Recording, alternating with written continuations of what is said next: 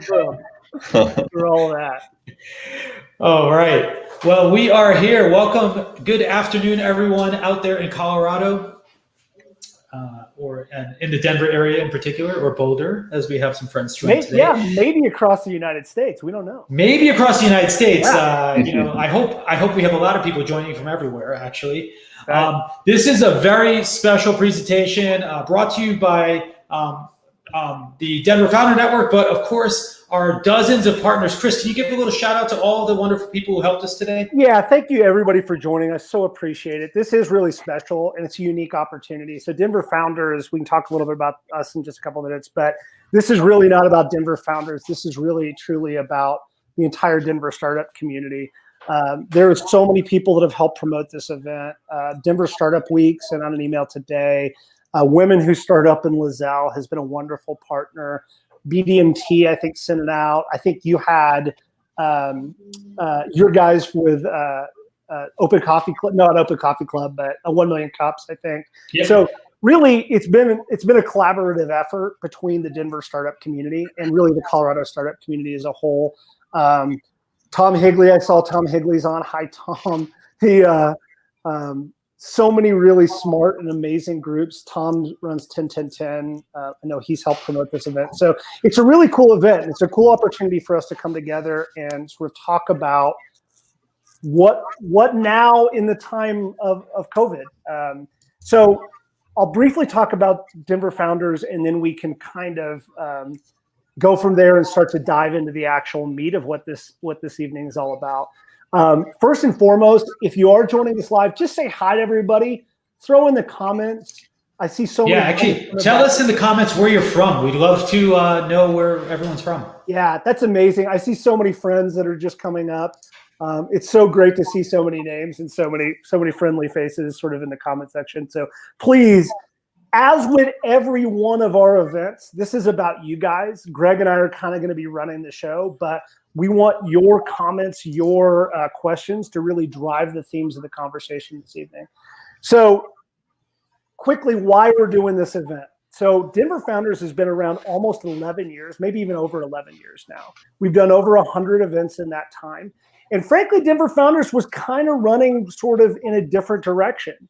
We'd come up and said, hey, we were founded to help create a sense of startup community in Denver and really across Colorado.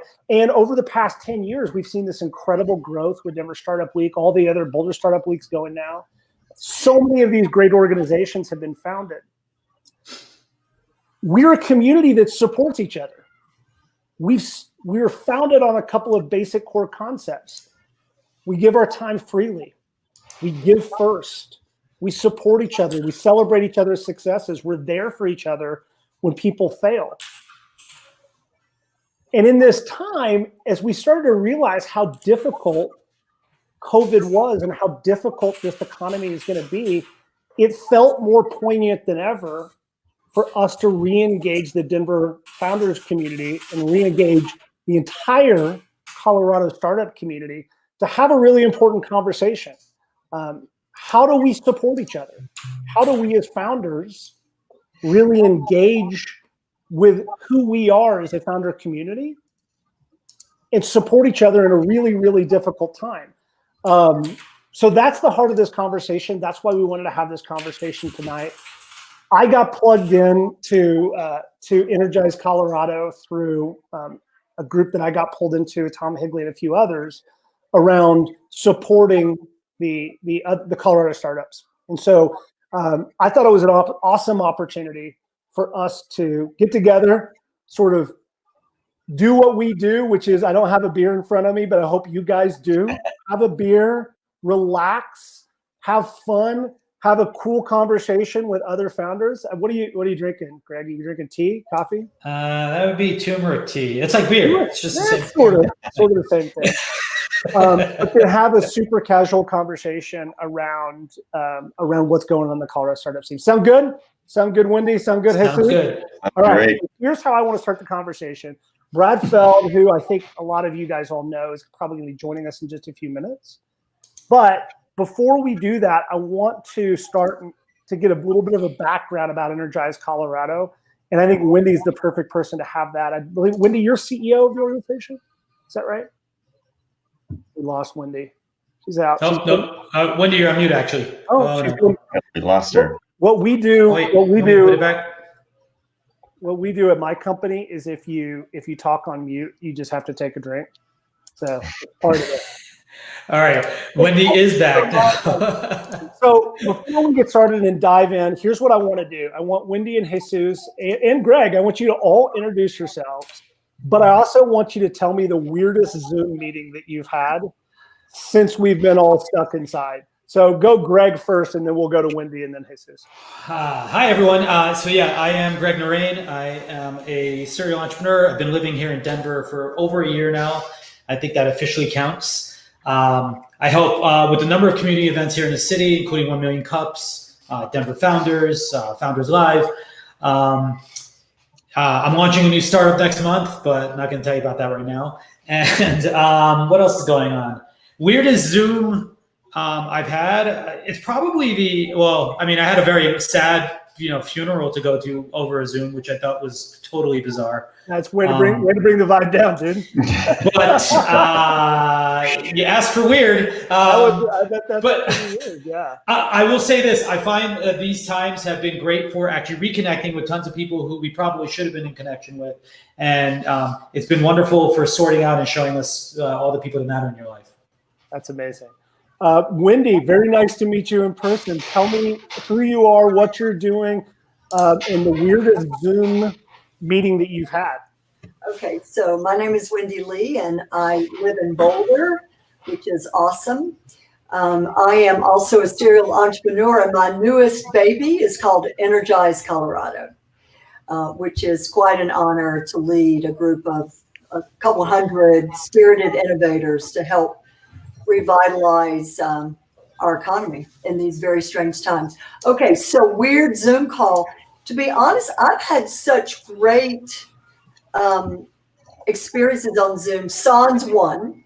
And in this one meeting, it was a stand-up for our team. It was one of those stand-ups that I really doubled down and prepared for.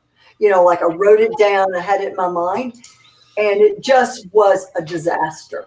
I mean, no one could hear. I wasn't paying attention to my chat stream, and people were texting me. It was awful. It was so embarrassing. Because I could have aborted that call and dialed back in, but I just didn't. So that's my big story on Zoom experiences. Well, welcome, Wendy. I appreciate you joining us. Jesus, who are you? What's your weirdest Zoom call? Everyone, nice to meet you. Jesus Salazar, sixth generation Coloradan from Southern Colorado. I'm the co-founder and CEO of Prosano, for a social impact consulting firm, and our mission is to accelerate the achievement of the United Nations Sustainable Development Goals. And we do that by helping companies either rethink corporate social responsibility strategies, or we help social enterprises and nonprofits to grow. Weirdest Zoom call. So it was a subcommittee meeting for a nonprofit I'm on the board of, and was chairing the meeting. And early meeting, all of us, including myself, nobody had their video on, so it's just staring at a bunch of names on the screen. And this was kind of very early in the pandemic days, and so just trying to get raise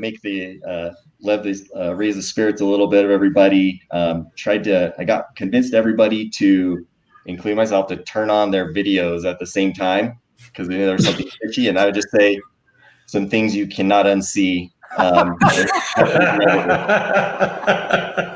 Oh, that's great. That's good stuff. Wait, why would you do it though? Like, I was just curious. I'm like, I know why I don't have my camera on, but I wonder where people are in the bathroom, what's going on, and we locked arms and we jumped off the cliff together.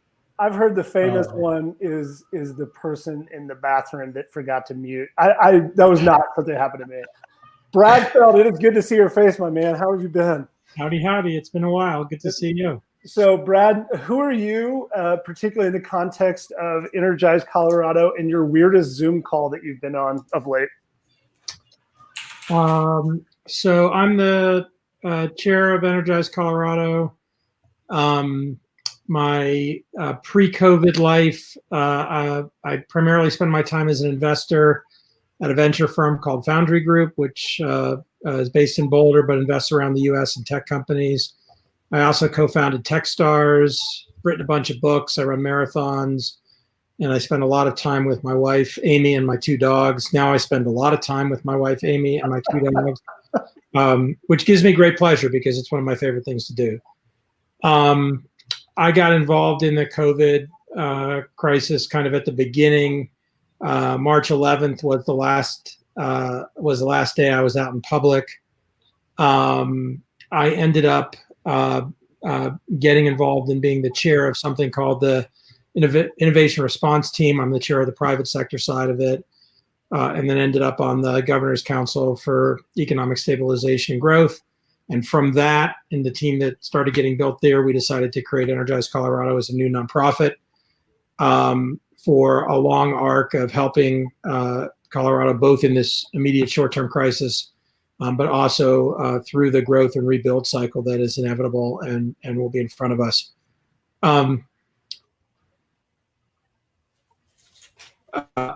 My weirdest Zoom call is a daily thing. I will say that the new phenomena that completely boggles my mind is the phrase that is heard over and over again throughout the day, which is "you are on mute," or a person's name, "you are on mute." I'm kind of amazed that Zoom doesn't have an auto mute off and on at this point, given all of the energy that they put into the video stuff. So that's it. I would say that I very gladly am part of the weirdness of most Zoom calls. I live in my pajamas these days. So I very regularly show off whatever kicks I'm wearing. So. Does anybody else, Jesus, are you wearing pants? I am not standing up. I'll tell you that much. I'm wearing shorts. I don't know about you guys. Chris and I are actually wearing the same shirt. This is actually like conjoined. So, a couple of things I want to do to the group as a whole. Again, so many awesome people. I want to hear in the comment section, can you add your weirdest Zoom call experiences? Because I just saw Higley say that he's been in 2 Zoom calls that have been bombed in horrific ways.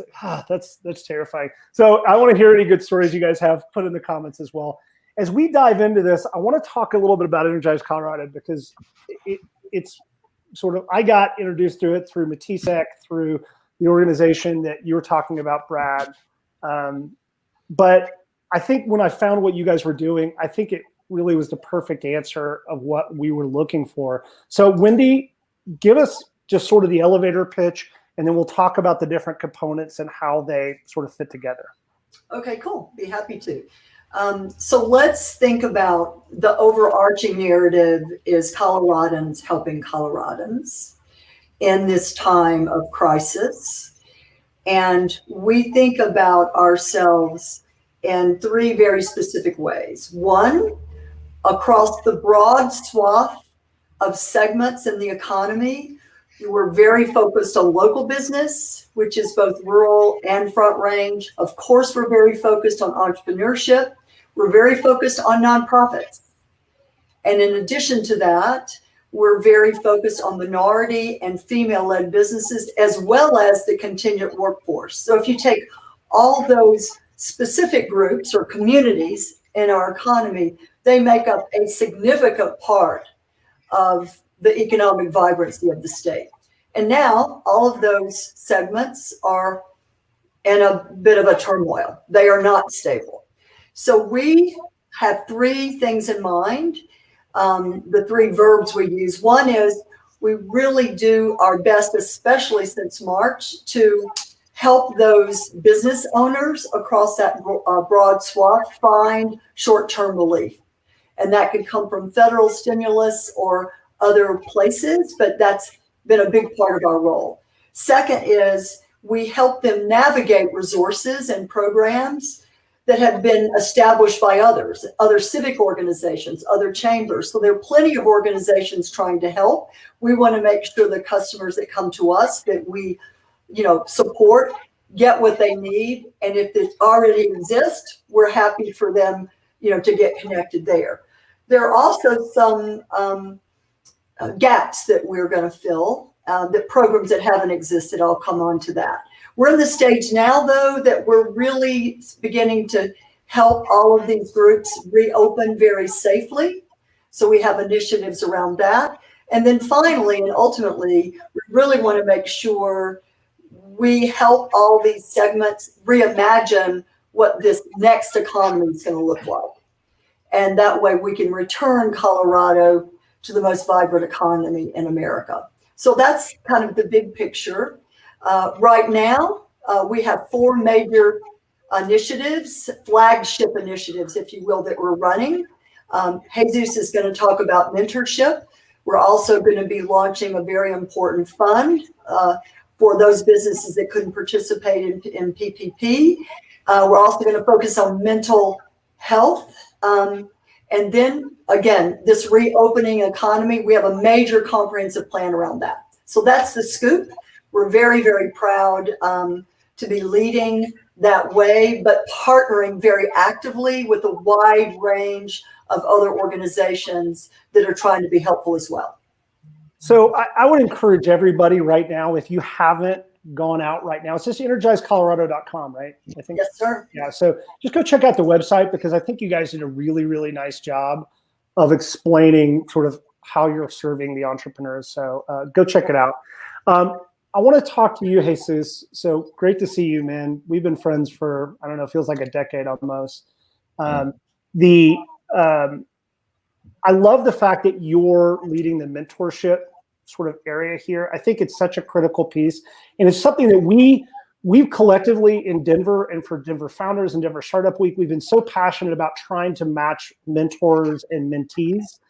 And I think you guys have really nailed it as far as the process. So talk first about the importance of the mentor-mentee relationship right now in this time, and then talk about how people can get involved on either side of that.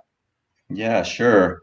Well, and certainly have a lot of personal experience being a founder entrepreneur myself. It can be a lonely job.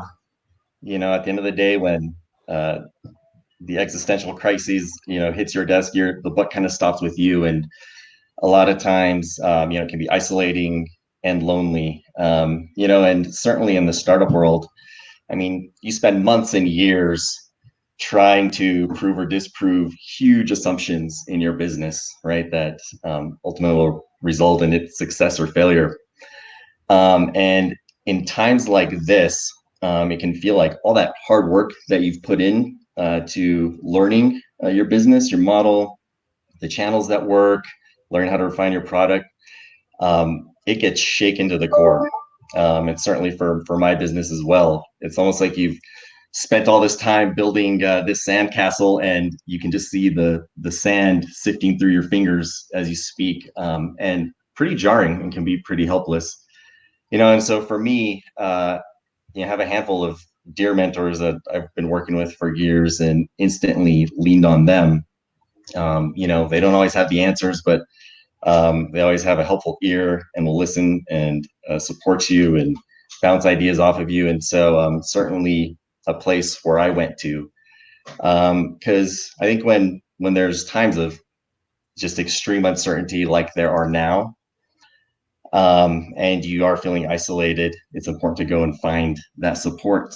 And with isolation and uncertainty, I think also can creep in for founders, things like stress and anxiety and all these negative emotions, that just chip away at your ability to lead your business.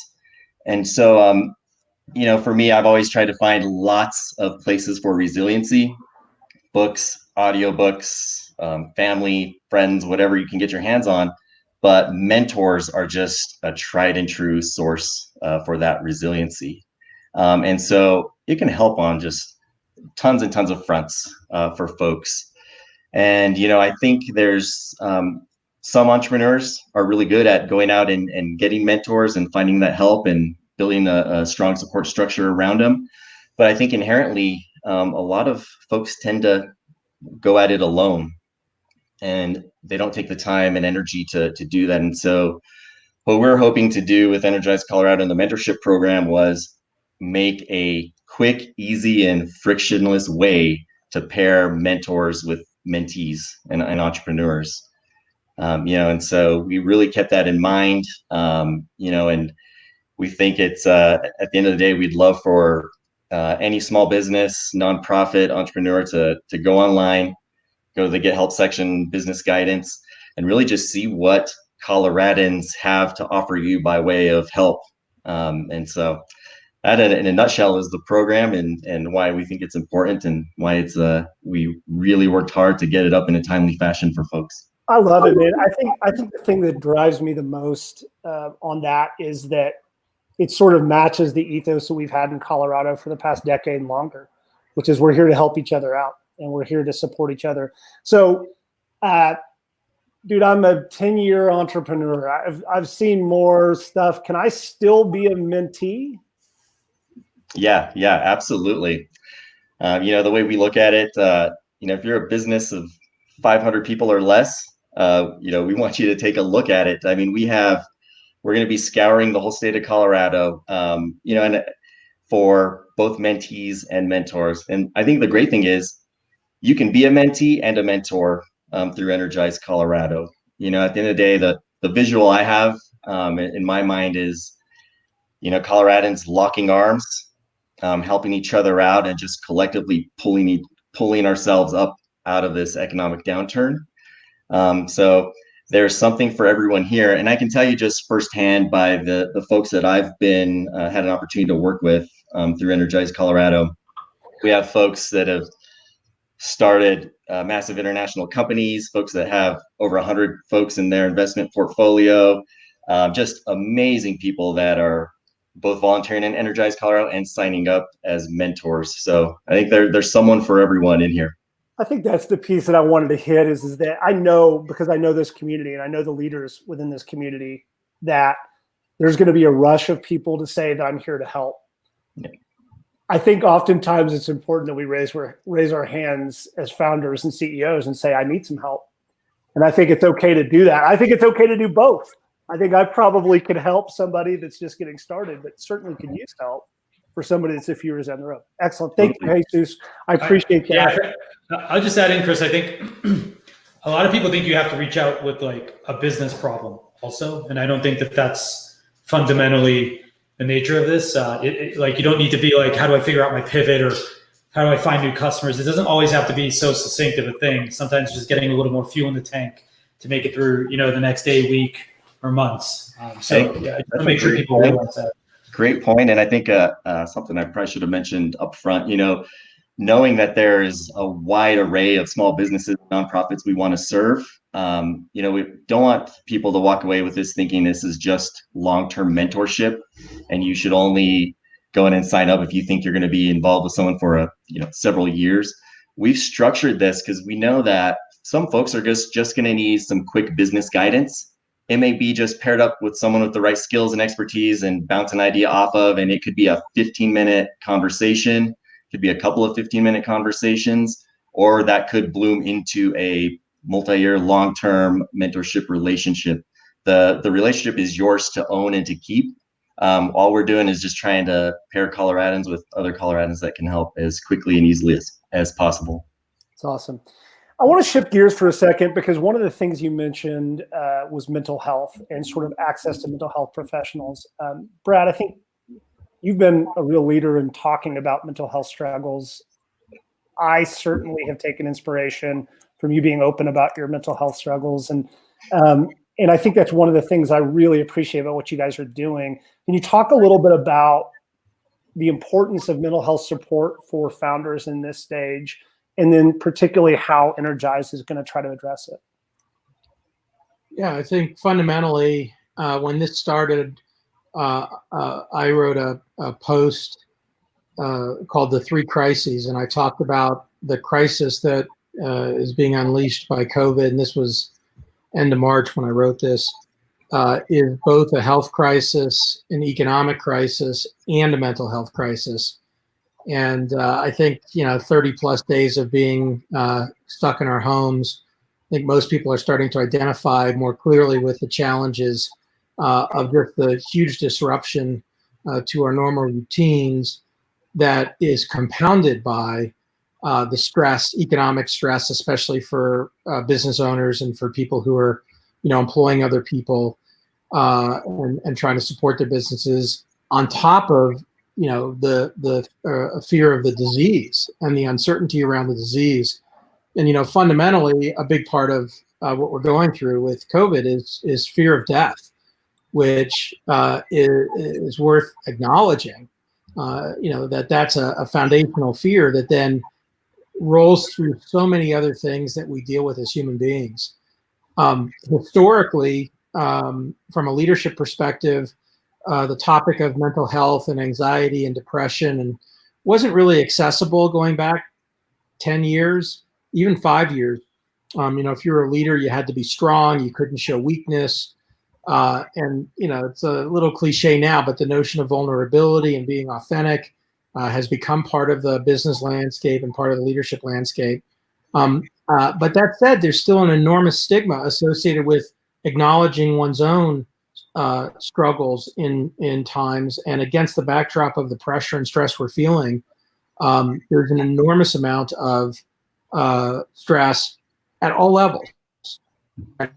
It's not just the entrepreneur who's struggling with anxiety, depression, whatever is going on that is either endemic in them or stimulated by the crisis, but also their employees and their customers and their family members and their kids and the people around them and the people, their family that they're not around, that they want to be around. And so acknowledging as a starting point that we're all under this incredible amount of stress and that we're all in this thing that is really challenging. And I love the concept and the phrase Coloradans helping Coloradans, where we're all working together to try to get through this, and acknowledging that mental health and one's true mental capability, mental emotional health is a key and essential part of this. So it made me very happy when Energize Colorado started to spin up, and there was real effort and focus on including mental health as one of the areas. Wendy, I'd love you to just mention the initiative that's being rolled out, because I think it'd be helpful for people. I know we haven't formally launched it yet, but just to sort of tease where it's going. Sure. So Chris Erickson, and by the way, Greg, he's new to Denver as well, and raised his hand. I know Chris. Yeah. Yeah, it's just awesome. And he said, I'm very interested in this, explained why. And he has a good product background too, right? A consultant and product background. So anyway, he raised his hand and said, look, let me lead this. And so he has a phenomenal working team from product to marketing, all the different aspects, and a domain expert. And that's very important because of the nature of the marketplace we're building. So there will be some partnerships announced. I'll keep that quiet for now. That will allow some matching and marketplace opportunities. We, like today or yesterday, I think I saw we had over 200 therapists, which I haven't even communicated to the team, that are willing to offer their services free on demand. We'll have also content and curriculum, bite-sized pieces of content that people can consume or business owners can consume. So imagine it, content, services, matchmaking services, and then we'll continue from there. All through partnerships, nothing built from scratch. We've assembled these capabilities from a wide range of other entrepreneurs and other nonprofits, frankly, that are keen to get involved. This is Mental Health Month, as you probably know. And so we're eager to get this particular initiative lit up and out in the wild in the next couple of weeks. Mentorship is first, and we'll take it from there. But we're really excited about it. Chris has done a great job, super job. That's amazing. I really appreciate what you guys are doing. I think it's so important. Those of us that have been around the Colorado startup community for a while now know the toll that mental health has taken on some of our founders. And I think, Brad, you've done a really nice job of just creating that forefront in our minds and making it okay to talk about. So thank you for that work.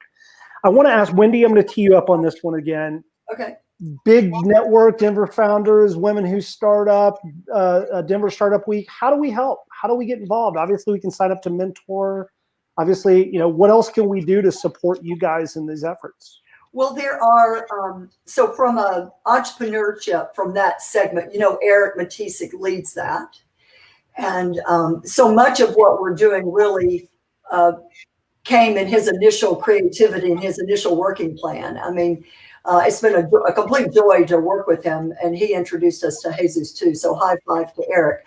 But in terms of how you can help, there is a committee that leads.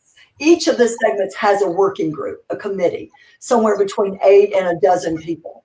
And so we are already pulling in other perspectives to make sure what we're doing is the right thing for now and that we can evolve it over time. So I think checking in with Eric specifically about the initiatives he's leading. The main thing, though, is we need entrepreneurs to come and engage with some of our services, like mentorship.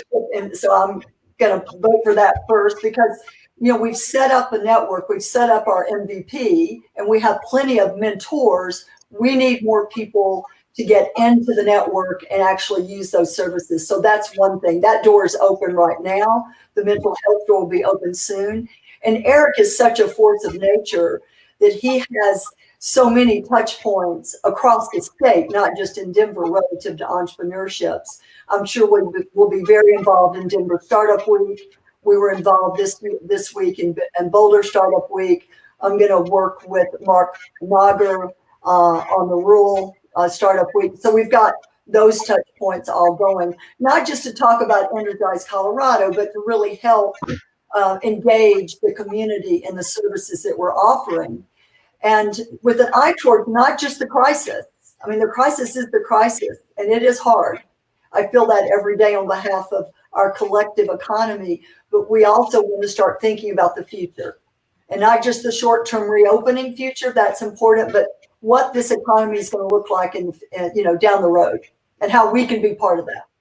I love, that's amazing. Thank you for that. So I'm really excited about this. I think it's a great organization. I think what you guys have done is great.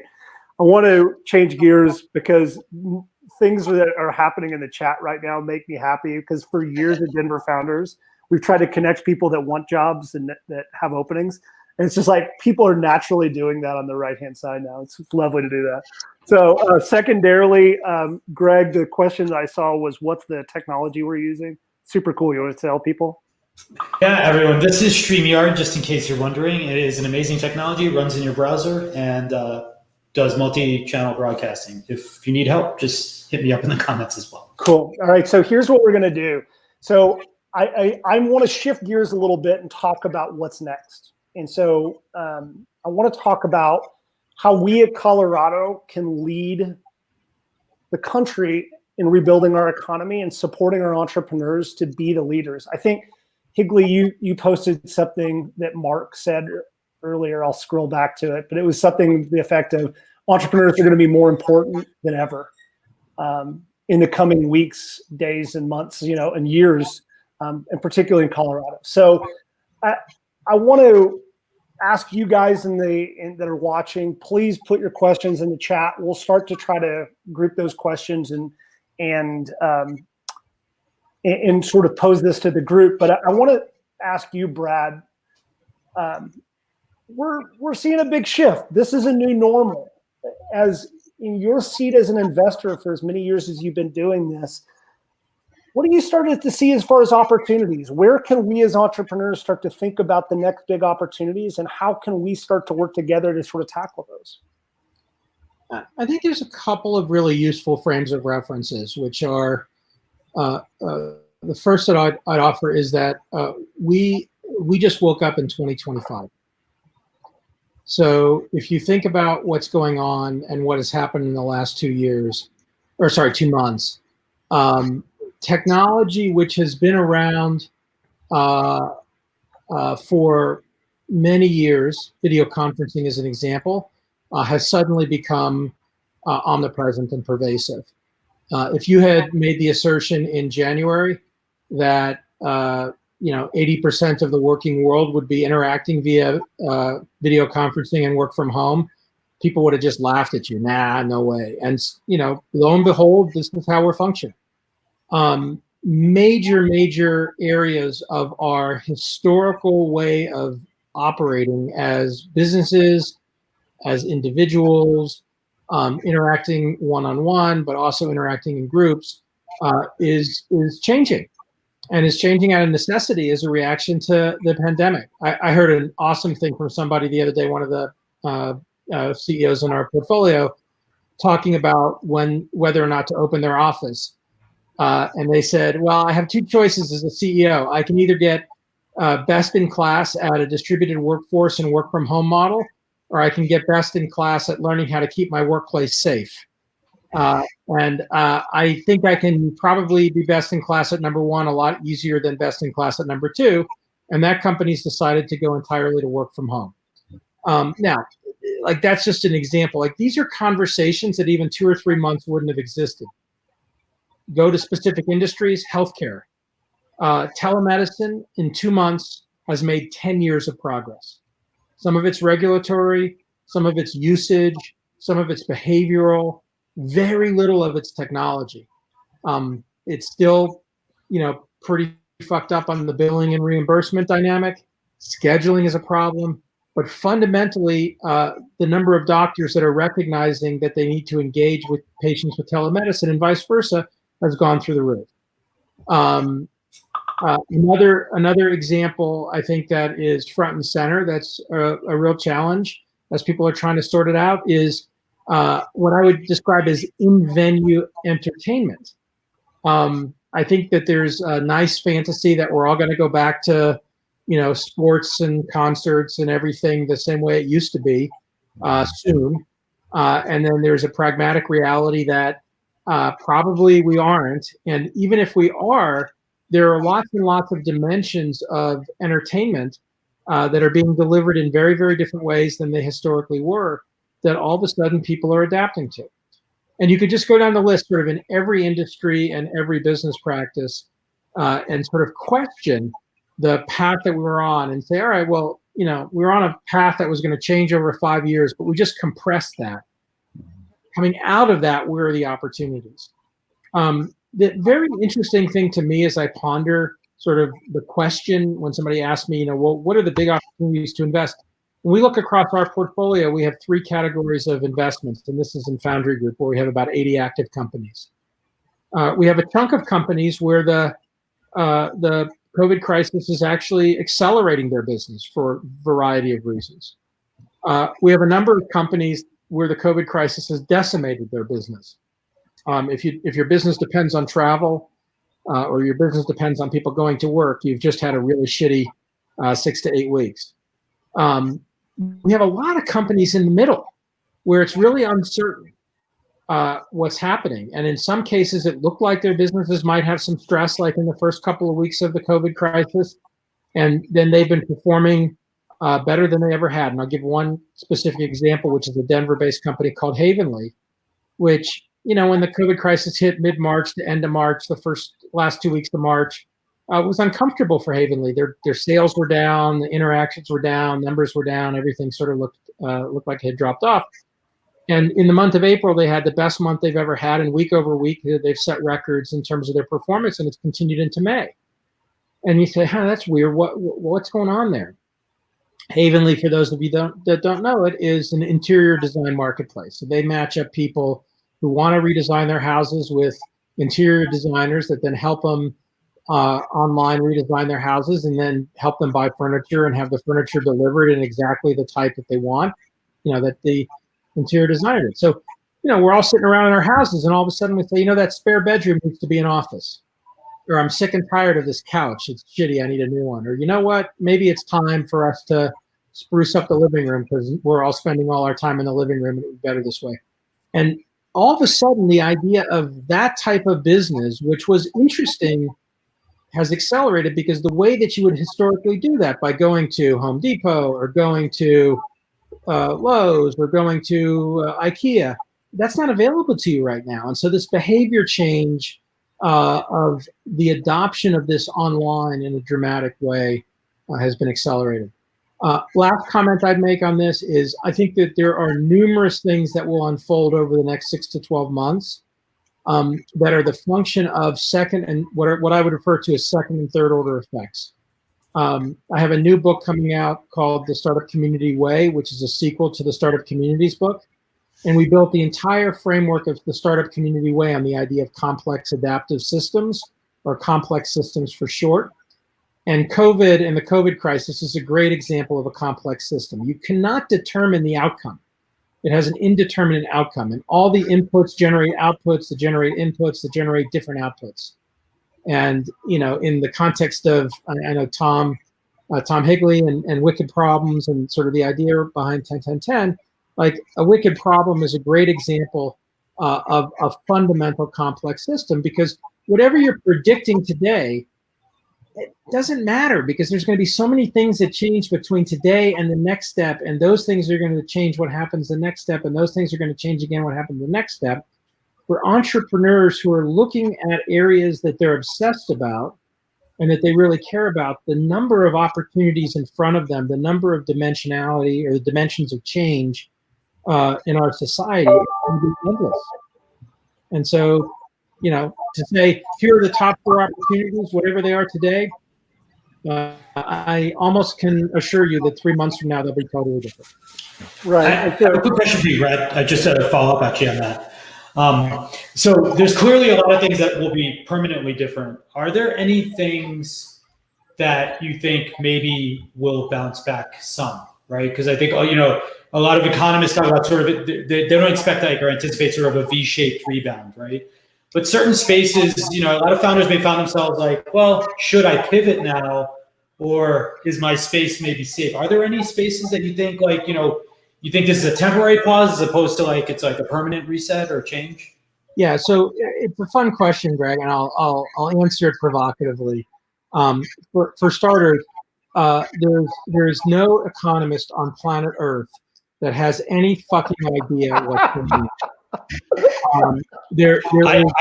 I agree with that. Right. This is the first time that the federal government in the United States has shipped out $3 trillion in 6 weeks, and it looks like they're about to ship out another $3 trillion. Like, these are just what does any of this mean? And there's a lot of theorization. I saw an article today was what does negative interest rates mean for your you know, financial savings? I'm like, well, what does that even mean? Because negative interest rates are just a proxy for inflation. And you know, economists can have all kinds of, but none of it means anything. It's this sort of disconnected reality. So I'd start from the perspective of, I think it's pretty awesome, by the way, that everybody came up with these different letters. You know, the V-shaped recovery, the U-shaped recovery, the L-shaped recovery, the W-shaped recovery. I mean, I think we need to go to Hebrew letters. I mean, this is going to be the L-shaped recovery, or, you know, it doesn't, nobody has any idea. And again, if you go back to complex systems, it's a global interdependency. Did anybody expect that on the same day that the stock market started its big drop, whenever it was in March, that Saudi Arabia and Russia would get into a global war over oil? That was something that was pent up for years, and finally, on the same day, like who could have predicted that? So I would start with the frame of reference of like the predictions are meaningless. The second is come back to fundamental human nature. And let's use the 5 people on this call, or the five of us now. Thumbs up, thumbs. Okay, go this way because backwards. Thumbs up or thumbs down. Okay. Thumbs up or thumbs down. You can't do sideways. Are you anxious about, and do you really want to go eat in a restaurant? Do you miss eating in a restaurant with your friends? Thumbs up or thumbs down? Okay.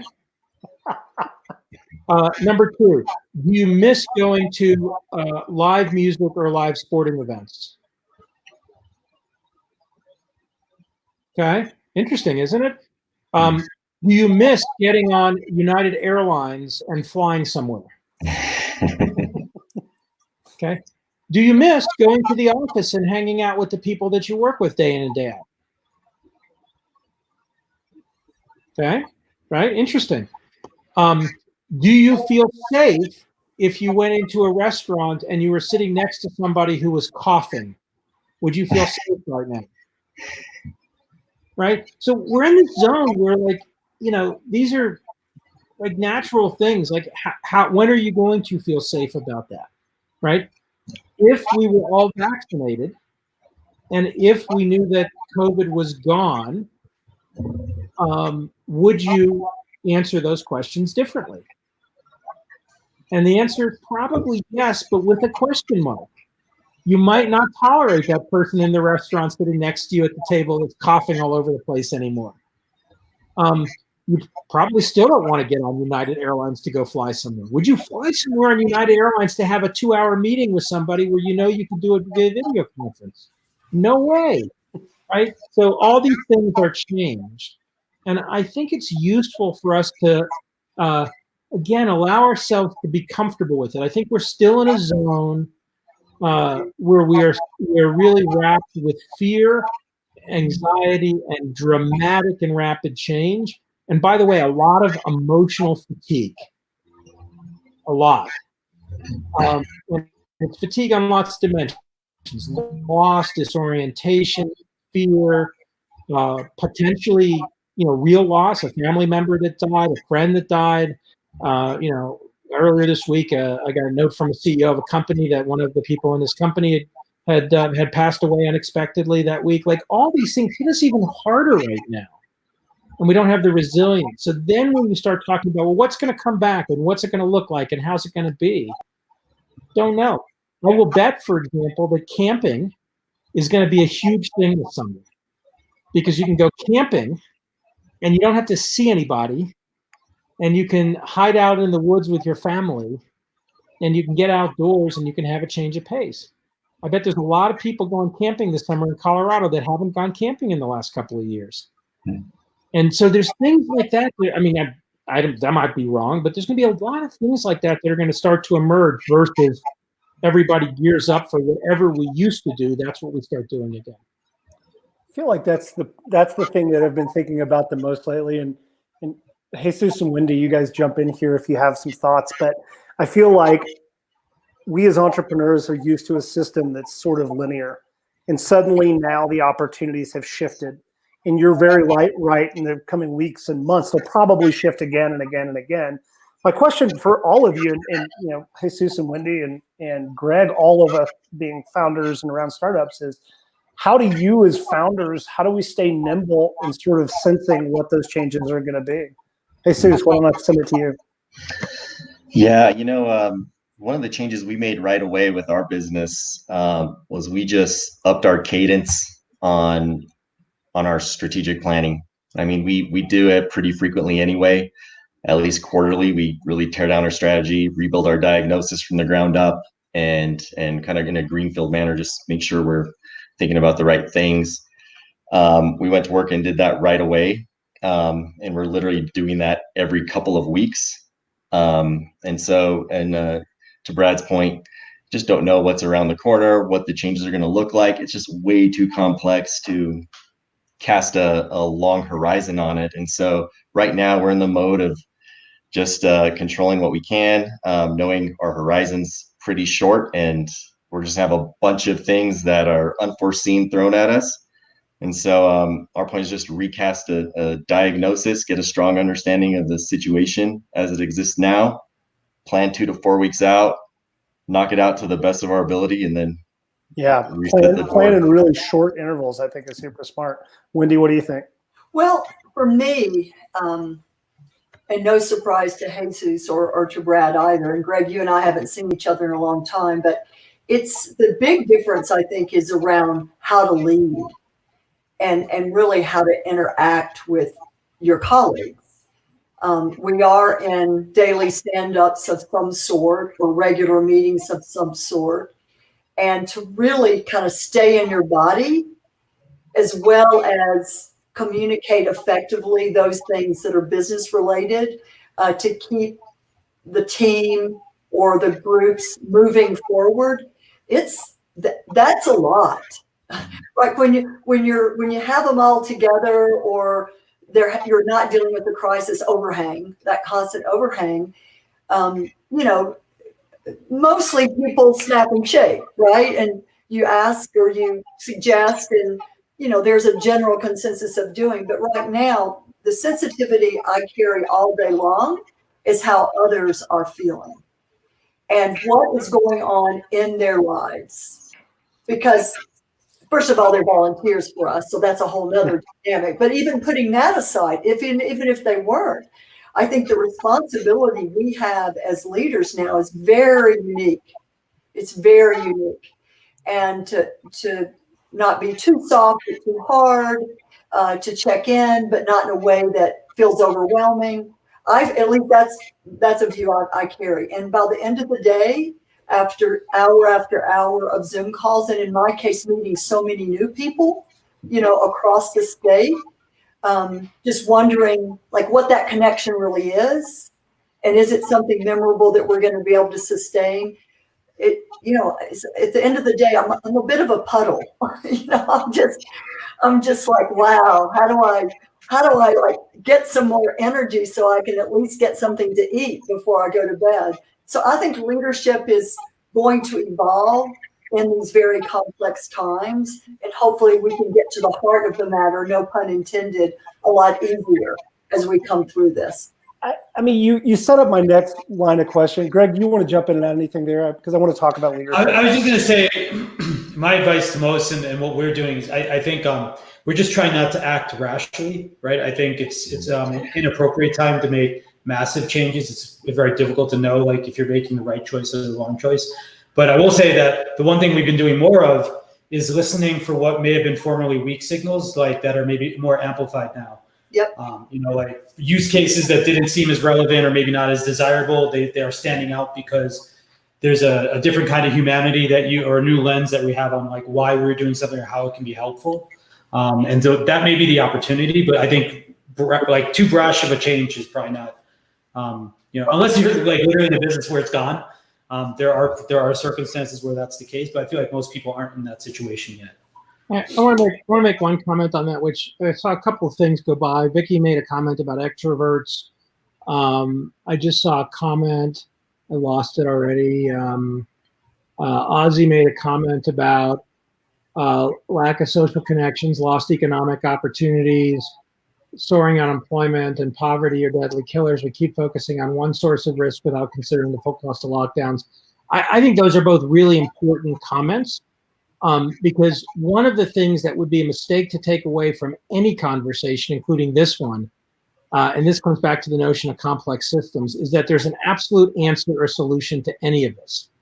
And one of the things that I think is so difficult to process as people, and especially as leaders, is that we have so many, I want to say politicians, it's leaders also, but so many people who naturally want to give us solutions. They naturally want to isolate the problem and say, this is what you have to do. And there's a lot of self-justification in that, which is, well, we just locked down the economy for 30 days. So of course we need to self-justify all the other carnage that happened as a result of locking down the economy 30 days. So all of these things are really complex. And for me as a leader, like I recognize very clearly my orientation around, I joke over and over again. I was built for work from home.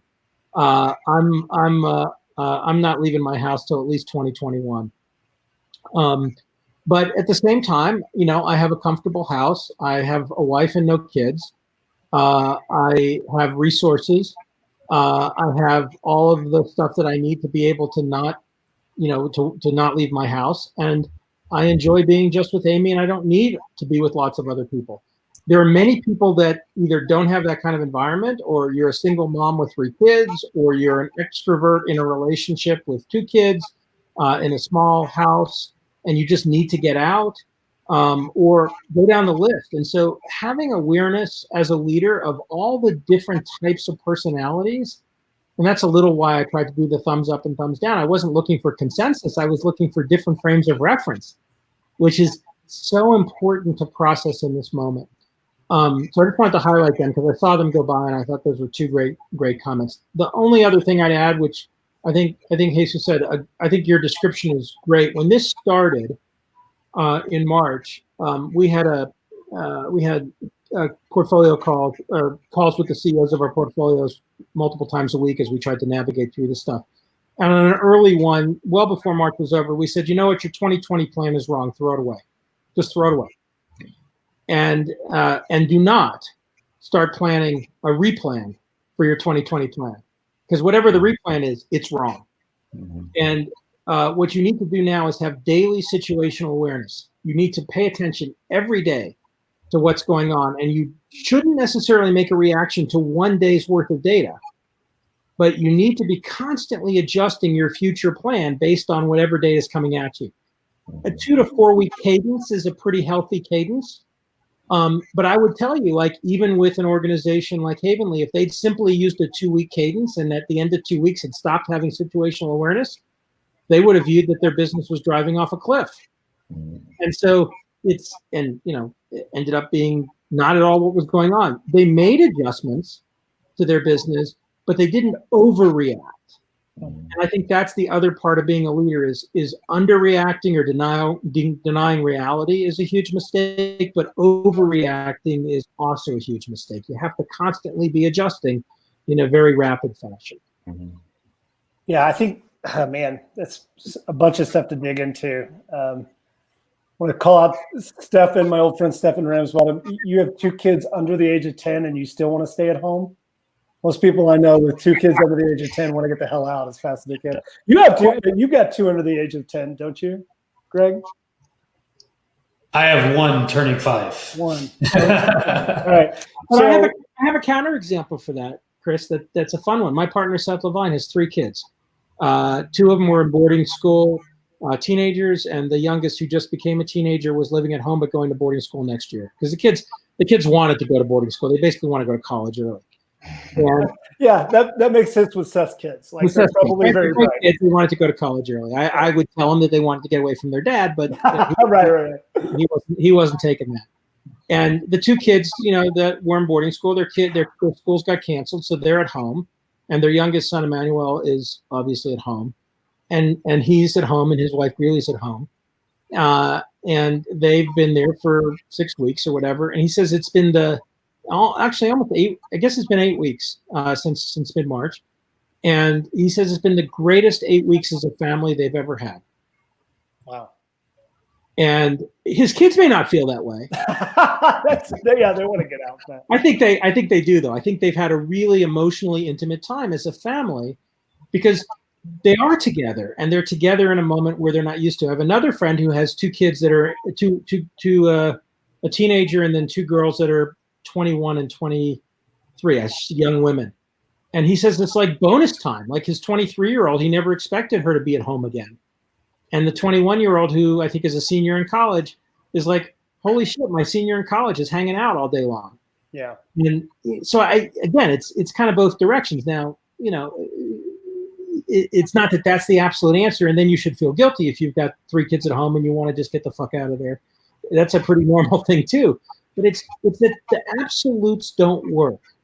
And we live in a world where people are so, and I'm not saying you made an absolute, but I wanted to give the counterexample. We're in a world where people are so used to absolutes, or so want absolutes, so want certainty.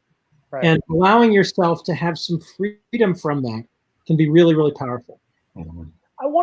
There's so many good comments and so many good questions. I'm going to absolutely open it up to some of the questions after this sort of theme. But you guys have talked a lot about it, but it's something that I selfishly wanted to talk about, which is you guys have all had the opportunity, and Jesus, you and I are leading companies. Brad, you see a ton of these really amazing leaders like, Lee from Havenly and others.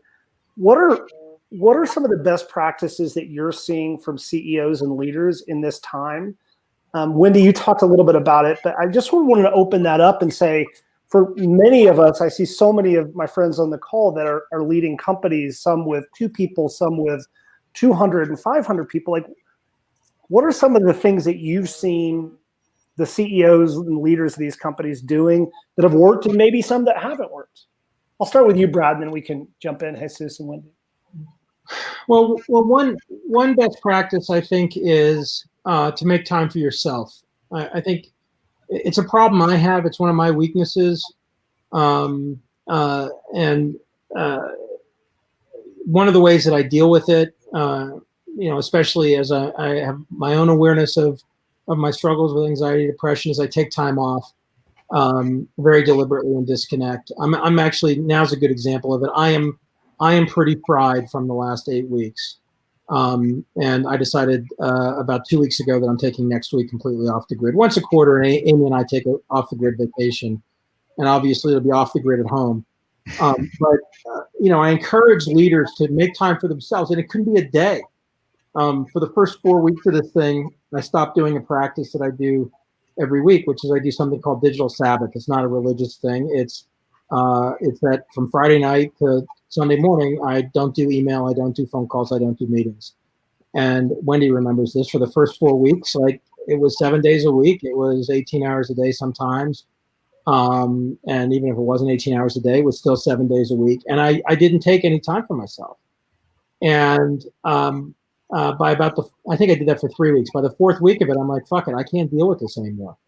And, all it took was 1 full day completely off from everything. Yeah, there was a lot of email on Sunday to catch up on, but like, take care of yourself, whatever that means. And it's especially true in times of heightened uncertainty and times when you have to deal with lots of other people as a leader than you're necessarily used to. The second is, and Wendy said it really, really well, pay attention as a leader to all the people around you. There are lots of different kinds of leaders, but in this moment, the leader who is aware of all of the people around them and the stresses those people have, the fear of losing their job, the fear of getting sick, the fear of a kid having whatever, a fear of, oh my gosh, I thought I had this certainty in terms of what I was doing and now I don't. Really having awareness of that and being available to the people on your team, not just your direct reports, but everyone on your team, is a powerful best practice. Turning that around is a big part of that, which is showing up as a human being right now. I'm sure we've all seen the Zoom firings at a couple of companies. There was a big one at I think at one of the scooter companies, I think Bird. And then yesterday there was a big one at Uber. And the Uber one was heartbreaking because it was 3,500 people at Uber got laid off yesterday. The woman who did it, I don't know what her role was. She's obviously one of the senior people at Uber. She had to do it on a Zoom call, and it was a 3-minute long Zoom call. And she cried almost all the way through it. Like, she held it together and she did her job, but it was heart-wrenching for her. And it wasn't that she was faking. Like, she didn't want to do that.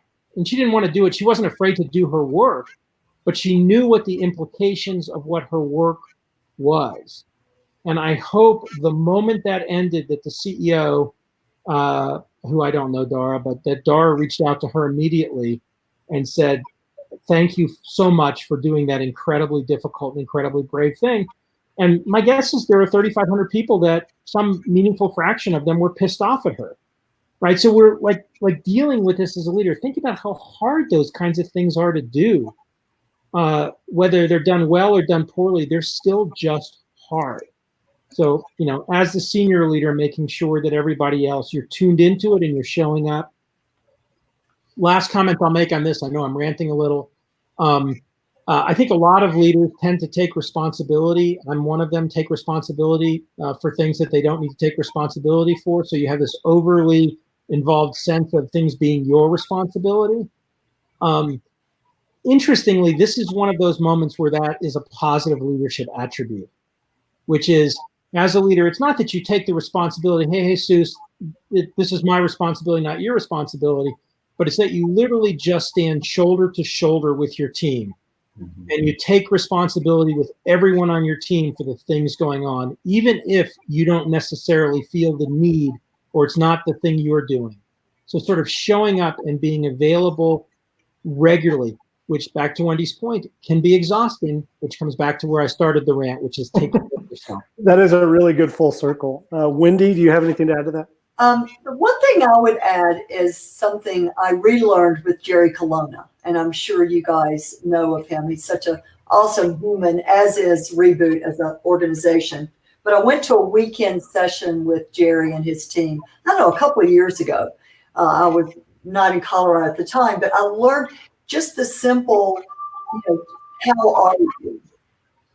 Just that question and giving room for that response, even if the first reaction to how are you? Oh, I'm fine. Because that's what I said. Someone says, how are you? I'm just like, oh, I'm fine, no problem. When really I may not be at all. But I just don't want to burden the other person with how I am. So I think that question or questions like that Jerry or others like Jerry teach us, I think we really need to double down on those. They're not manipulative techniques. They are the way to deal with heavy emotional times, complex times. And so I would really encourage all of us to do that. And the second thing is just to model. I mean, that's what leadership is all about, like modeling the behavior, and the approach that you want others to follow. And I got to say, Jesus, I mean, he and I are just working together the first time. He is an outstanding leader.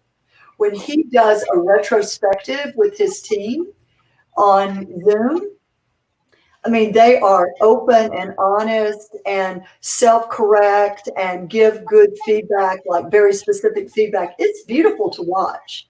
So that's a shout out to Jesus, one of my colleagues. But I do think modeling what you want others to do and asking those very specific questions and giving room for people to answer. It may take a while for them to get to the real truth, and maybe there won't be tears like there always was when I was answering that with Jerry. But still, those kinds of questions matter now more than they ever did. Hey, Sus, the thing that strikes me on this one is that this goes back to the concept of mentorship. I'm asking you specifically as a leader. There are conversations that you and I can have as co-CEOs that you probably can't have with your team. Who do you go talk to? So absolutely my mentors. I've amassed a small army of them over the years of my career, and people have followed me no matter what I've done. And they certainly are the folks that I lean on heavily. But, I will say one of the main principles for Persona for our company is you hear it all the time, radical transparency, but we live and thrive on transparency. And kind of going to this question about what advice for CEOs, I think in times of uncertainty, one of the most helpful things you can do for your team who is frightened, they're not sure what their job is going to look like, they're not sure what the future is either, just laying cards out on the table and being honest with them and involving them in the challenge at hand is one of the best things I think you can do in this time. Just a quick anecdote for Persona. I'll share a little personal anecdote on our business. So just like most businesses, right around mid-March, we just got blasted. I mean, our sales pipeline got obliterated over a 4-day period. We had no line of sight on where our runway was going to come from. And we all sat down as a company, laid it out on the table. I said, look, if nothing changes, we literally looking at about 5 to 6 weeks of runway right now. That's what we do know. Everything else, we have no clue what's going on. We've got a lot of work to do. We're gonna have to rebuild our pipeline. We've got to rethink our products and services. And we just got to work on it. We got the team engaged, and we're honest about what we know, honest about what we don't know. And for me, it's really important for me to be really honest about what I did not know, which was a ton, almost nothing at that point. And we systematically worked through what do we need to learn? How do we prioritize learning that? What's the quickest, cheapest way to do that? Who's going to do it? Okay, let's come back tomorrow, see what we can gather, and let's keep doing this until we feel like we have dug ourselves out of what was a giant abyss. In a matter of a couple of weeks, we finally felt like we were able to get a stride kind of in this new world. And, to me, one of the most helpful things I think CEOs can do is just be honest about what you don't know and share that with your team. Hallelujah. I mean, also, bullshit does not get you very far as a CEO. I want to get to some of the questions from you guys. So the one that I want to go to first is from Brendan. Brendan, I think this is a great question. Limited travel, social interaction. Will there be an uptick in local communities and markets, almost like reverse globalization? I think it's a great question. I'll give you an example. I live in Lowry in Denver. There's a little local pet shop that just spun up an online store and they've been crushing. It's like micro e-commerce store. So Brad, you're probably in a good position to answer this question. Yeah, I two parts to the answer. The very short answer is yes. The other answer is I think it's going to be bifurcated between two dimensions. One dimension is local interaction, and then the other is going to be global virtual interaction. I think both of those dimensions will increase dramatically. There is an interesting phenomena with products and services, physical goods, in terms of local versus global markets. But for digital goods or non-physical goods, the global markets are probably going to be incredibly enhanced by the current phenomena. So it's not just that there's this relocalization, but there's this reallocation. Here would be two examples that are obvious ones to me, and we'll see if I'm right or not 5 years from now. I don't know why anybody would ever go to a movie theater again. I just don't know. I don't understand why anybody would want to go to a movie theater. And I don't know why that business, which has been a pretty shitty experience for a long time. You go, you pay too much money, you buy crappy food. Okay, the chairs are a little more comfortable now because they got the reclining chairs. But the only real reason you go is because the media industry constrains what media you can see in a movie theater versus everywhere else. So if you want to see the movie early, you got to go to the physical movie theater. Why? Like, why? And there's no good answer to that. Another version of that is I would describe sort of I was going to describe it as a reverse Amazon problem, but it's not really. So food delivery. We are now in a world where I think many people that have resources have learned how to get groceries delivered to their houses versus going to the store. And it costs incrementally more money.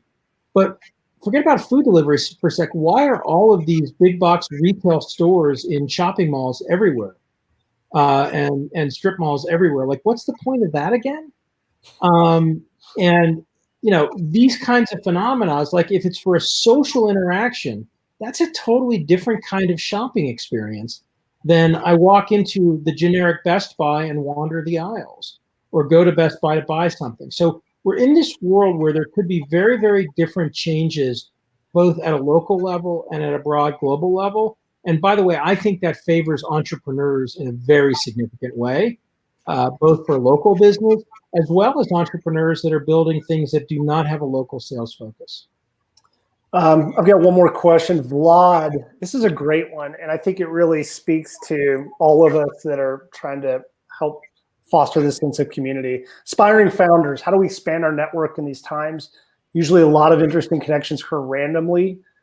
Where do we, when we try to network, which is really hard nowadays? So a lot of you guys sort of won up to that question. Any quick thoughts? Wendy, Brad, Jesus, jump in. A thought I have is it's a perfect time for community service, right? And for those that haven't, for whatever reason, either had the time or the inclination to get involved in a volunteer activity, I mean, the networking available personally and professionally has been completely rewarding for me. I mean, the number of people I've met and now feel a real connection to as a result of this effort in a crisis is phenomenal. So I don't know if your colleague is active in the community or is been an active volunteer. And even though it's Hollywood Square time and Zoom time, I mean, there's still a way that meaningful connection and interaction can happen there. We've already talked about that. So I want to give a big thumbs up, and I try to do this to all my nieces and nephews who've never been volunteered for anything, and now they see Aunt Wendy volunteering up at Storm. They're like, what's that? I'm like, this is the most awesome way to learn and meet new people and contribute. So that's a threefer. That's a triple benefit activity. So I would encourage that as a way to network, right? Because that's in a different level. I would just add, and this is all editorialized just very briefly, show up to events like this. Boulder Startup Week is this week. It's harder to network, but it's not impossible. Show up, participate in these events. We at Denver Founders, and I know all of our peers that do startup community stuff, we're going to double down and try to help you guys. That's what we're here for. That's why we created this stuff. I'll go a step further. It's been totally fascinating. So in 8 weeks, I helped create 2 startups. Each of the startups has today about 250 employees. One of them is called the Innovation Response Team, and the other is called Energize Colorado. And if I think about the number of those 250 people in Energize Colorado, there's 175 of them I'd never met before. I have no idea who they were before this activity, and some of them I've become friends with. We've had multiple interactions, and the interesting thing in something like that is, if somebody wants to talk to me, it's not a networking phenomena. It's because they're now in the organization, and my response is, they text me they ping me in the Slack channel. I Slack them back. They say they want to chat for 3 minutes about something. I call them back. Like, it's a totally different kind of networking because you're functionally working on something. That's right. And it's not that you have to choose the one thing, and it's not that you have to dedicate huge amounts of time to the one thing, but it's that you use a different modality instead of just showing up and sort of hoping you bump into somebody and that turns into a networking connection. You actually get involved in a set of activities and you put some energy into a set of activities. One other example that's been totally wonderful for me, there's an organization in Colorado that spun up at the beginning of this called Make for COVID. I don't know if anybody knows this organization. I was one of the first, 30 or 40 people to sort of sign up and join and be part of it. And I ended up in the Slack channel when there were 15 people. And now there's thousands of people involved in this thing, making makers who are using 3D printers and other equipment to make PPE for the COVID crisis and create new stuff and invent new stuff. And it's like the relationships that get developed, and just even watching that, not even having to be deep in it, is so satisfying and so rewarding. So it's, if you think about moving to 2025, it's taking your networking activity and your networking game, or whatever you want to call it, to a world that has a lot more digital in it, and being really comfortable with the idea that you can be just as engaged digitally with people, and in some ways even more than physically. Sure is a good looking website too. I wonder who built that. I'm going to go a couple more questions. We're going to go really quickly. Can we do Stefan's, Greg? This is a great one. With engagement and community in our businesses, what are you doing right now to maintain culture? I think that's a big thing. I think for a startup community, it's a tough thing, but for your businesses, let's just do a quick round robin, just 1 or 2 sentences. Hey, Jesus, what's going on with you guys? So we have a weekly virtual happy hour for our business. We have a teammate picks a game. Some, the more kooky and unique, the better. And we all jump on and play that. Then highs and lows for the week. And so we've made that a ritual for ours. And aside from that, just as frequent touch points as we can virtually. We're trying to make sure that I think the thing that we've found, and this kind of goes to my earlier comment, that people sometimes will gravitate towards turning the cameras off, and you just end up having lots of phone calls with everybody. And to me, that's not always the best way to maintain a tight-knit team. And so we encourage people to show up, even if it is in your bunny slippers and your pajamas. Yeah, and pajama pants. I love it. Wendy, what are you guys doing? Try to switch up the context of the stand-ups a little bit. Examples, instead of just do your operational check-ins, what have you accomplished, what do you need help with? Today was a good example. We showcased certain initiatives and really went through the work product. And so everyone across the team could see that, not just the teams that were working on it. It sounds so simple, but for us, it was a big deal. And the feedback I got from that was very, very positive, because then they had better context for what was going on overall. And we did all of this in 30 minutes, so you don't want to just run out the clock with that, but we had 3 specific showcases of different work from different people, and that engaged us. And then I invited a lot of the work teams that don't normally come to stand-ups.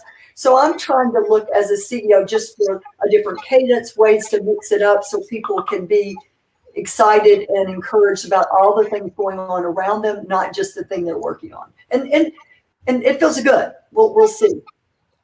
Brad, we got a question from Tom, and I want to get to it because I think it's important. How do founders that don't have a relationship with VCs? I mean, previously we've talked about this, is that you get introduced from other CEOs. How does this work now in a virtual age? Yeah, it's an interesting problem, and it's another example where I think 2 months created 5 years of behavior change. As an investor, I have made many investments where I had never met in person the founders before. I'd interacted with them over video conference. One of my most successful investments was in a company called Fitbit, and I didn't meet the 2 founders face-to-face physically until after we closed the investment.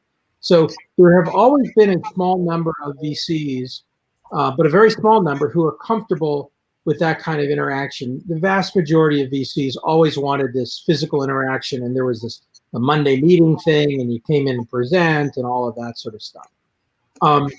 If you sort of run the circuit of VCs right now, for the last 8 weeks, VCs have been doing meetings on Zoom. And there was a nice article in the Information this morning. Anco, who's at Floodgate, says she's doing 8 to 10 new entrepreneur meetings a week over Zoom. And so all of a sudden, the need to physically get face-to-face with an investor has decreased. That's beneficial for the entrepreneur and the investor, because for an investor, they no longer they can now open their sort of meeting aperture wider. And for the entrepreneur, you don't have to go to the investor. If the investor's in the Bay Area, you don't have to make a schlep out to the Bay Area to have a set of those first meetings. I don't know that the need for face-to-face interaction ever completely goes away in the context of it. But what ends up happening is something that has been a trend, which is it's not just warm introductions and then the ability to get in front of the investor. That's the starting point for most entrepreneurs. But it's getting engaged in networks that get you involved with investors so that you have credibility. So networks, whether they're accelerators, programs like Techstars or programs like 10-10-10, whether it's seed investors or angel investors who then introduce you to the network, like that kind of reference credibility is becoming more powerful, especially in a virtual world, because you no longer have the friction of having to physically get together. Last comment I'd make on it, which I think is a trick that a lot of entrepreneurs or good entrepreneurs have learned, is the best way to get an investor's attention often, especially a VC investor's attention, is not to ask them to get together. That's in some ways the worst way to get their attention. The best way to get their attention is to do something that positively impacts something they care about. It's to engage in a thing that they're involved in, that they care about, and do it in a way that causes there to be some overlap between what you're doing and what they're doing, which then causes it to be easy to have that. And I'll use Jesus as an example, who I didn't know 8 weeks ago, right? If Jesus now sent me a note and said, hey, I'd like to talk to you about, I'm raising money for this, that, or the other thing, I'd immediately respond, great, let's talk. Or if he says, hey, I have this, friend who's raising money for a business, would you be game to spend a little time with them? My answer now would be, of course, because there's a lot of reference credibility, even though we have an 8-week-old relationship and haven't spent a lot of time together. And that reference credibility comes from the work that he's doing for a thing that I care about. So it's a very different kind of modality than the one, especially in the last couple of years, where it's been, huge amounts of investments and entrepreneurship everywhere and everybody trying to do everything. I think the credibility filter is going to be higher, but you can develop that relationship indirectly by engaging with people and doing substantive stuff, which, by the way, is kind of the essence of the startup community message, going back to 2010, 2011, but really writ large today. We've got one more question, and then I want to ask sort of the final question. I think this one's a good one, and for you, Wendy. So we have this tendency to talk about high growth companies, and Denver Founders, we've talked about this before. We try to be the universal place for companies, for entrepreneurs. But in this particular one, for people that are not these high growth companies, is there still a place in Energize Colorado for them? Are there places for small business owners or people that want to start, 2 to 3 people enterprises as opposed to high growth and funded enterprises? Absolutely. Yeah, Jesus, you want to take it? Because the answer would be yes, yes, yes. From where I was at. We threw you a softball. Yeah, absolutely. I mean, the whole, there's over 500,000 small businesses and nonprofits in Colorado that all need help, right? And our goal is to go as far and wide in helping those folks as quickly as possible. So, if you do look at our business guidance forms, they work for everyone from a Main Street business, it's a mom and pop retail in Telluride, to hyper growth company approaching employee 499. We differentiate that on the form, both on the mentee and mentor side, and so we do that matching. But certainly if that's the brand and the messaging that's get out, I think it's a missed opportunity, one for Energize Colorado and for us, because we're out to help everyone here. Let me add in a little historical reference here that I think is useful because of how Energize Colorado came to be. Energize Colorado is for any business in Colorado with 500 or less employees, all the way down to 1. That's it. That's what Energize Colorado is about. It's not about entrepreneurs. It's not about tech. It's not about the Front Range. It's about any business in Colorado that has 500 employees or less.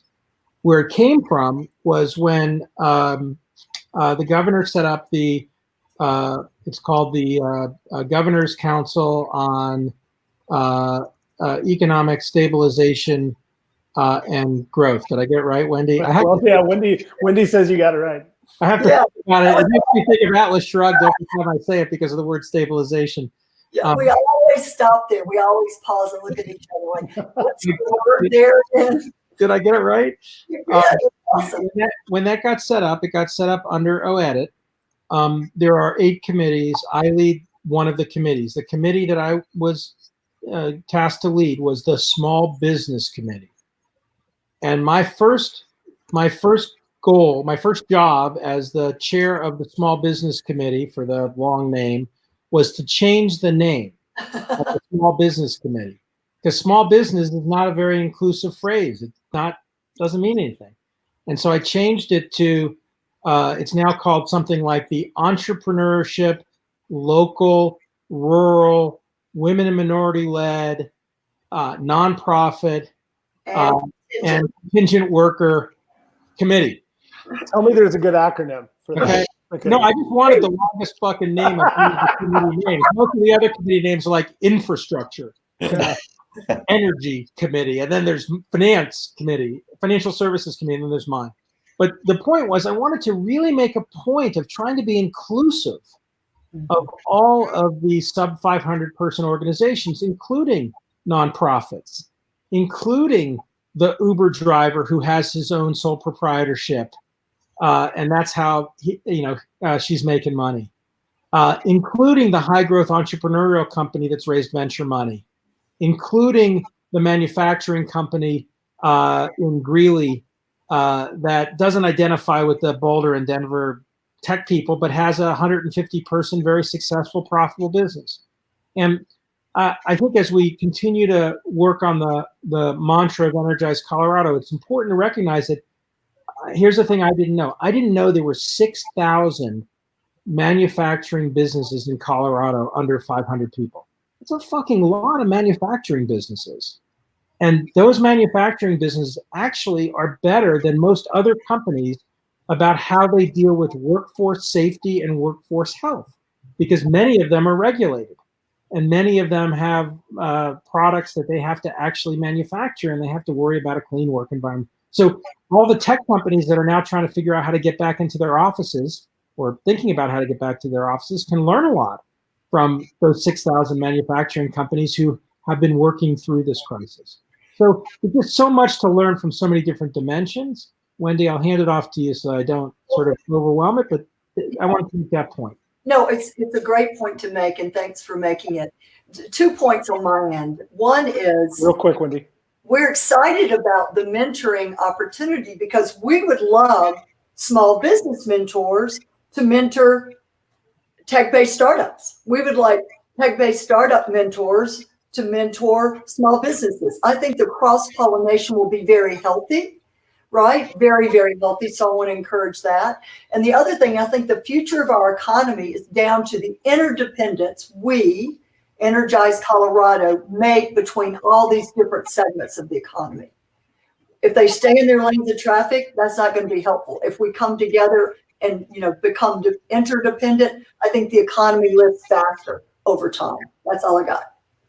We're bouncing against time, guys, and I want to be sensitive. I want to quick comment and then a final question. Comment is that we haven't always done a great job in the Colorado tech startup scene of being inclusive. That needs to change. We need to be more inclusive to small businesses, and we also need to be more inclusive to the entire state of Colorado. And that message has become very, very clear. So we're going to do a better job of that. Good. Last and final question for the group is, the whole key here is we want to leave this meeting with something actionable to say, how can we work together to create a better economy coming out of this? And so each of you, I'd like just a brief thought. We can collaborate, join, communicate better so that as this crisis passes, Colorado is incredibly well poised for success. So Greg, I want your idea, that we'll go Jesus, Wendy, and then. Yeah, I think for me, I think it's building the webbing between all the companies that do exist here throughout Colorado. And one of the reasons I got involved in the community was that I found it very difficult to find others. So I love what Energize is doing. I love what all these other groups are doing. I especially love what Wendy said about helping people that are in different kinds of businesses. I think it flexes your own brain, and it also lets all of the best practices sort of benefit everyone here in Colorado. Jesus. I'll say, so 3 things not mutually exclusive. Sign up to be a mentor on energizecolorado.com. There's a good chance you could be a mentor to somebody. If you need mentorship, sign up and request a mentor. And third, share the links to become a mentor or a mentee to a small business that you care about or someone that you think would be a mentor. And I think that's how we kickstart what Greg was just talking about. All right, thank you, Jesus. Wendy. Ditto. I love it. Brad, what do you got? 2 things, philosophical and functional. The first is one of my favorite quotes of all time is from a book called Dune by Frank Herbert, which is "Fear is the mind killer." And this is a very scary time. Don't let fear be the thing that dominates. We live in an amazing state. We have amazing people. Assume people are well-intentioned and do everything you can to engage with them, which leads to the practical, which is proactively sign up and participate in the things you're interested in. Don't wait for them to come to you. And when you proactively engage, spread the word. Because really what we're doing here is we're building the biggest social support system we can in a virtual model right now in the middle of a crisis. And that social support system that we create will benefit us for a long, long time. So lean into it. Yeah, that's amazing. Guys, I really feel like we could talk for the next hour and a half and not cover the same ground. Jesus, great to see your face. Wendy, it's so nice to meet you. Pleasure. Brad, again, thank you for everything you have and continue to do for the Colorado startup community. You're a great leader. We appreciate it. Greg, thanks for being you, man. Always. Thank you, everybody. Listen, guys, we'll follow up. If you want to follow us, Denver Founders, we do this all the time. We're going to continue to do more virtual events like this one because it's important. And so, but we thank you guys. If you want to have any other follow-up questions, Brad, communicate with you. Best way, email, Twitter? Brad@feld.com. Wendy, best way? Wendy@wendylee.com. Jesus? Jesus.salazar@prosano.com. Beautiful. Greg? Gregarious@foundercraft.com. Chris at Clever Funnel. Thanks, guys. I appreciate everybody's time. Have a great rest of your evening. Okay, thank you. Bye, everyone. Have a great night. Thanks for your good work.